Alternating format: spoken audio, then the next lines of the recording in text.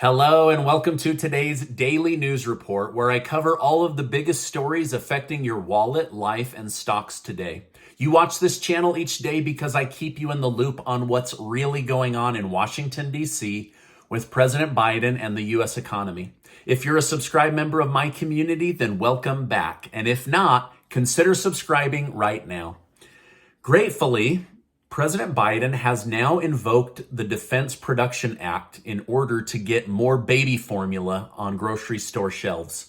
This act gives the government the power to force suppliers to focus on making specific products. In this case, it's going to be baby formula.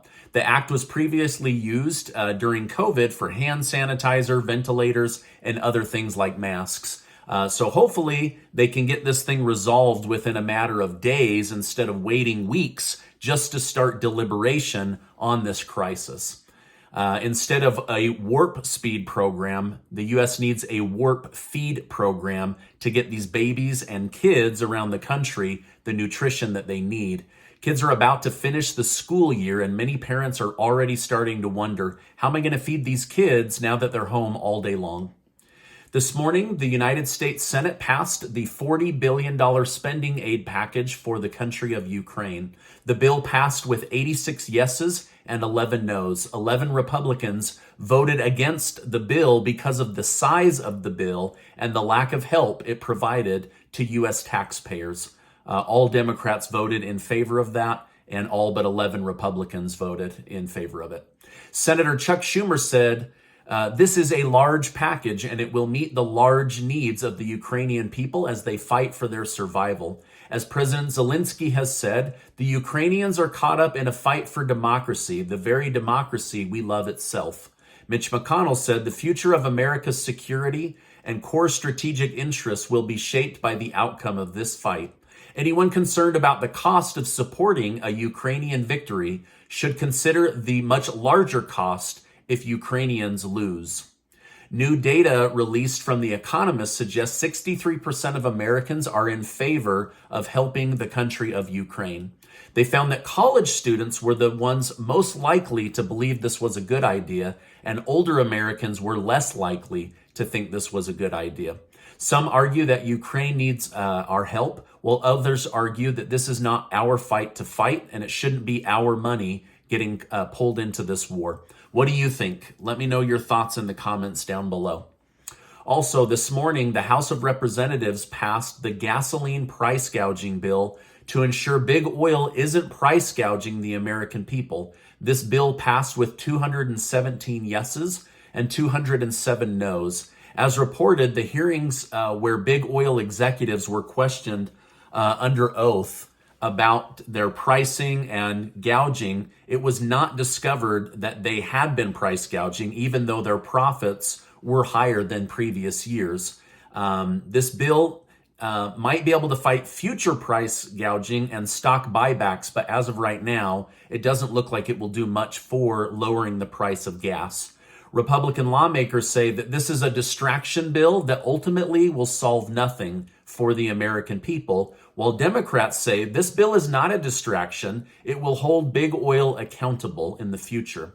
Democrat House Energy and Commerce Chairman Representative Frank Pallone said, even if it weren't the issue, or even if you don't think it's the issue, what is the harm in giving the FTC the authority to go after big oil if they are price gouging? So to me, this felt like he was admitting there isn't price gouging going on, but wanted to give more authority to the government to regulate big oil in the future. What do you think? Will this bill lower the price of gas at the pump, or will it just give government more power over big oil in the future? Let me know your thoughts in the comments below. Senator Joe Manchin blasted the Biden administration and said their policies are single-handedly putting American energy at risk. Manchin, however, did agree with Biden on charging a fee for lease agreements and wells not being drilled by oil companies. He said, let's use these penalty fees as incentive to get them using usable wells, but not let them keep putting American energy at risk. I read yesterday that the White House is looking to soften sanctions on Venezuela in a setup to buy oil from them in the future. The White House is also trying to smooth over bad feelings between Biden and Saudi Arabia so that the United States might be able to buy oil at lower prices in the future. It was discovered recently that the head of the CIA has personally been having secret meetings with the Saudi prince to try to soften his stance towards our country and our current president. The White House has now passed a bill titled the Domestic Terrorism Prevention Act with 222 yes votes and 203 no votes. The bill's objective is to create a domestic terrorism office throughout the government in response to the recent shooting in Buffalo, New York. The office would monitor domestic terrorism activities and hopefully stop it before it has a chance to take place.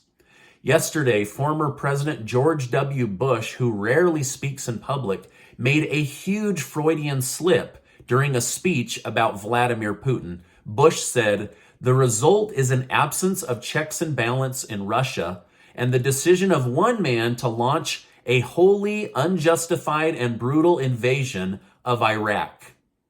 He then corrected himself and said, "I mean Ukraine." So while he was trying to blast Putin for Ukraine, he accidentally blasted himself for his unnecessary and costly war in the country of Iraq.